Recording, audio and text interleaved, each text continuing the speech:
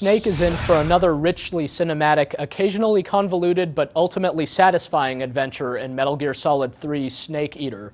It's been several years since the last Metal Gear Solid game, and in many ways, much has changed, but in other ways, the series hasn't changed much at all. This is still a game that puts a very, very heavy emphasis on storytelling, often at the expense of gameplay. During the first several hours of the game, you barely even play it at all. You're just listening to a lot of exposition that's actually rather slow. So if you're new to the series, this game probably won't sell you on the whole Metal Gear Solid 3 thing. You'll probably feel like fans of this series, of which there are legion, are kind of crazy, because what do they see in something like this?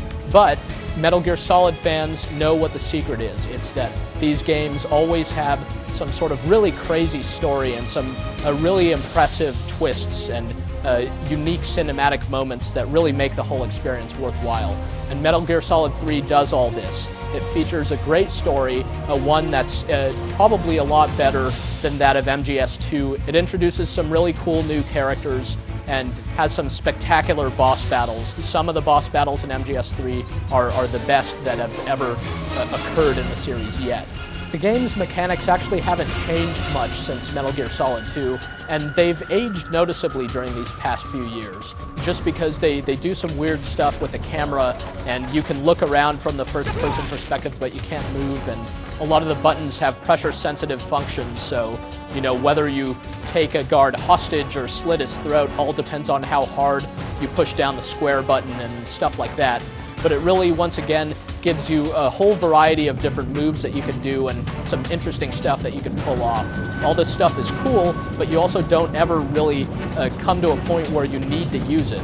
Generally, you're just trying to stay hidden from enemy guards, and even if they do spot you, it's pretty easy just to mow them down and then find a quiet spot where you can wait until the alert stands down. And then you get into the game's boss battles, where it really does encourage you to experiment and to think, though you can always just call your commanding officer on your radio and he'll offer some friendly advice. So the action and the stealth really comes to a head at these points, and they're the game's strongest moments from a gameplay standpoint. As previously suggested, though, MGS3 takes a while to hit its stride. Part of the reason it just can take a while to get into is that the game sports this weirdly kind of absurdist, self-aware and self-deprecating sense of humor that's going to be like good for a lot of nudging and winking laughs for hardcore fans of the series, but if you're new to this series, you're just going to be bewildered at the weird in-jokes and things like that. But ultimately, it's fortunate that the humor seems to fall by the wayside at about the halfway point of the game, and the story basically gets serious and takes place in the wake of the Cuban Missile Crisis during the 60s. And without spoiling anything, it basically revolves around Snake trying to rescue this brilliant Russian weapons specialist. But of course, things get a lot more complicated and more characters are introduced, such as the villainous Colonel Volgin, who's this Russian madman, and his various cohorts, including the Cobras, who are this elite commando unit who comprise many of the game's boss battles. The game's best characters, though, not including Snake, are the boss, who is the Snake's mentor, and also Ocelot, who fans of MGS will remember as the crazy, eccentric Russian gunslinger. So these characters display a level of depth to their personas that's uncommon in other games. They're really quite interesting. So if you bear with it and you're an MGS fan, you're really going to get into this story and will probably really grow to like the boss as well as Ocelot and Snake as characters. One of the obvious differences between MGS3 and its predecessors is that this game takes place in a lot of natural environments and not just in the claustrophobic corridors that have been the hallmark of the series. When you're out in the jungle, you have to do such things as stalk through the dense overgrowth and really hunt people because you no longer have your fancy radar to rely on. The game also introduces a camouflage system to let you stay hidden better. Basically, all you do is you access a menu and switch between different uniforms and face paints, and this makes you more or less hidden depending on the type of environment. You could get to a point where you're basically completely invisible if you're lying prone, and this lets you set up for some cool close quarters combat action where you can sneak up on a guy and put him in a vice grip or stab him and all kinds of nasty stuff like that.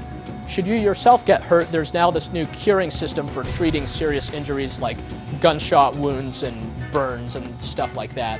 This too is pretty abstract. You just go into a menu and use a few kind of bandages and sewing kits and stuff like that, and you're good as new. You could even do this in the middle of a boss fight. The other new system in the game is the necessity of having to eat to regain stamina.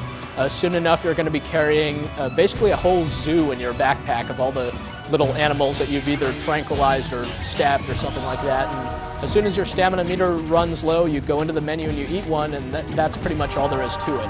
All in all, though, this game's gameplay is tried and true. If you're familiar with the gameplay of MGS2, you can expect a sort of a similar experience here, especially if you've gotten to playing MGS2 without the radar on. In addition to the main story mode, though, there's also the Snake versus Monkey mode, which is suitable for all ages insofar as you don't kill anybody, but instead you knock out Ape Escape monkeys and you capture them. It's actually pretty fun and a good way to practice some of the mechanics of the game. MGS3's presentation is superb once again. The graphics are really impressive, and some of the in-engine cutscenes are especially so. The character models on display here are some of the best in the business, even though the lip syncing isn't that great, but all in all, this is one of the best looking PS2 games available. The audio is another highlight of MGS3 and is basically impeccable.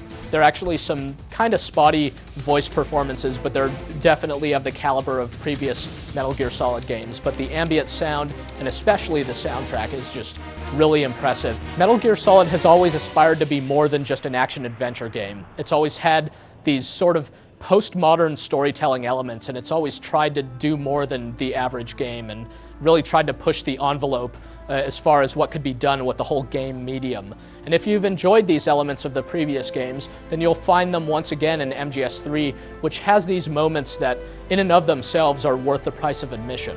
With all that said, I ultimately think that Metal Gear Solid 3 isn't going to change anyone's mind about this series.